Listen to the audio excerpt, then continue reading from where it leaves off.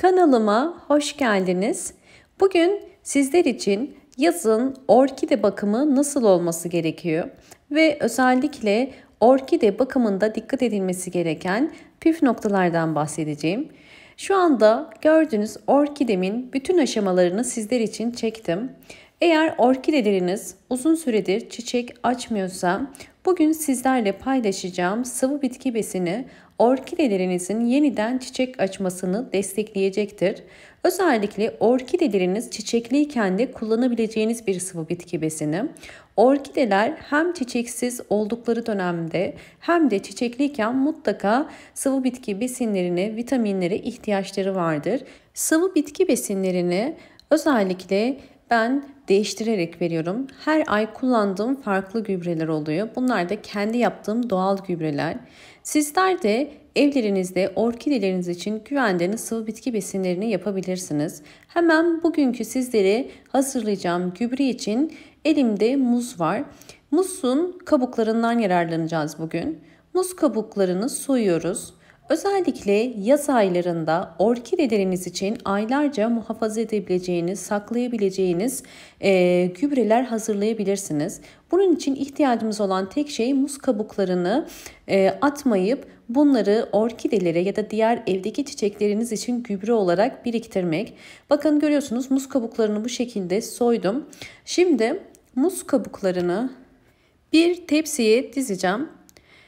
Bakın böyle açarak koyuyorum ve bunu güneşe koyup muz kabukları kuruyuncaya kadar güneşte bekletebilirsiniz. Evet, gördüğünüz üzere muz kabukları artık kurudu. Rengi de zaten değişti. Bakın elimle tuttuğum zaman bu şekilde ufalanıyor. Sizler de özellikle yaz aylarında muz kabuklarını kışın gübre olarak kullanabilmek için bu şekilde kurutup daha sonra bunları saklayabilirsiniz. Çünkü kış ayında bunları kurutmak çok daha zor oluyor. Fırında da yapabilirsiniz fakat güneşte kurutmak daha kolay oluyor. Evet, gördüğünüz üzere kurutmuş olduğumuz muz kabuklarında bol miktarda potasyum var ve bunların potasyumundan faydalanmak için şimdi bunları toz haline getireceğim. Ve bunun için kurutmuş olduğumuz kabuklarını blenderın içerisine koyuyorum. Özellikle muz kabuklarının sadece kabuklarını yani uç kısmını koymayın. Çünkü uç kısmı biraz daha blenderdan geçerken zor olabiliyor. Kapağını kapatıp blenderdan geçiriyorum.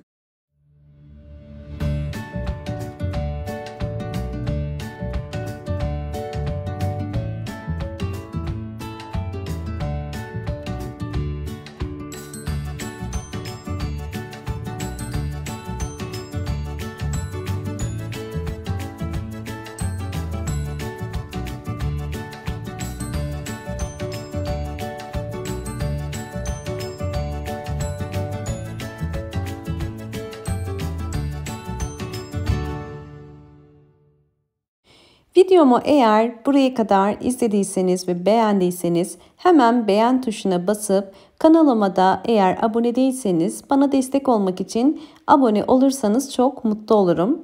Evet, muz kabuğu tozum artık hazır. Muz kabuğunda bol miktarda magnezyum, potasyum ve kalsiyum var. Özellikle bunlar orkidelerin ve diğer çiçeklerimizin çiçek açmasını kolaylaştırır. Şimdi bu hazırlamış olduğumuz tozu nasıl kullanacağımı hemen göstermek istiyorum. Hazırlamış olduğumuz muz kabuğu tozundan 1 yemek kaşığı 1 su bardağının içerisine koydum. Yaklaşık olarak 400 milimlik bir su bardağı bu. Ve içerisine 1 yemek kaşığı kadar koymanız yeterli. Üzerine kaynayan suyu ilave ediyorum. Üzerine su ilave ettikten sonra bunu kullanabilmek için soğumasını beklememiz gerekiyor. Biraz karıştırıp daha sonra bunu iyice soğuyuncaya kadar bekleteceğiz. Ve soğuduktan sonra bunu orkidelerimiz için ve evdeki bütün çiçekleriniz için gönül rahatlığıyla kullanabilirsiniz. Geriye kalan muz kabuğu tozunu nasıl saklayabiliriz? Bunu da sizlere göstermek istiyorum. Bakın bu muz kabuğu tozunu özellikle evinizde küçük bir cam şişe varsa bir cam şişenin içerisine koyabilirsiniz. Ve daha sonra kapağını kapatıp bu gübreyi aylarca bekletebilirsiniz ve çiçeklerinizin gübre ihtiyacı olduğu sürece çıkarıp pratik bir şekilde kullanabilirsiniz. Sadece bir kullanımlık değil, bunu istediğiniz kadar ve ölçüyü artırarak bu şekilde kurutup aylarca muhafaza edebilirsiniz. Evet, şimdi beklettiğim muz kabuğu suyum artık hazır, soğudu ve şimdi bunu süzüyorum. Bir süzgeç kullanacağım çünkü tortosunun içine girmemesi gerekiyor. Orkide köklerine bu tarz gübrelerin özellikle köklerine yapışmaması gerekiyor. Buna dikkat edin. Evet, süzdükten sonra bu karışımı orkidelerime vereceğim. Evet, muz kabuğu gübresini her bir orkide saksısı için 5 yemek kaşığı kadar kullanacağım. Bu tarz sıvı bitki besinlerini çok fazla vermenizi tavsiye etmiyorum. Çünkü çok fazla verirseniz havalar da çok sıcak olduğu için ister istemez bu tarz karışımlar sineklenmeye davetiye çıkarabilir. O yüzden ne çok bekletin ne de çok fazla verin. Bakın görüyorsunuz altında süzüldü ve bunu çekinceye kadar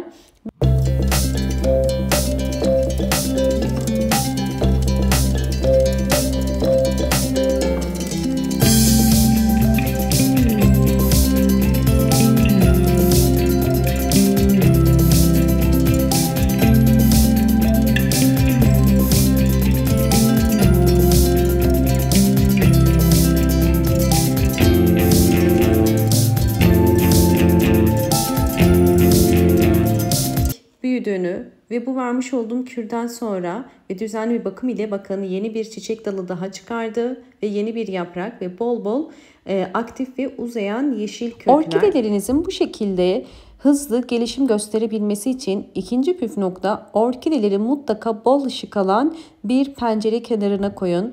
Fakat yaz aylarında kesinlikle direkt güneşte yaprakları temas etmemesi gerekiyor. Yaprakları yanabilir ve sararabilir. Buna mutlaka dikkat etmeye çalışın. Eğer ışık ve konumunu da iyi ayarlayabilirseniz orkidenizin bol bol bakın hem yeni çiçek dalı hem de uçtan uzayacak şekilde gelişim gösterdiğini görebilirsiniz. Bakın en sonki çıkardığı çiçek dalı da artık giderek büyüdü ve yan dallardaki çiçekler de gördüğünüz üzere şu anda bol bol çiçekli. Üçüncü önemli püf nokta ise yaz ayında orkidelerinizi çok uzun süre susuz bırakmayın.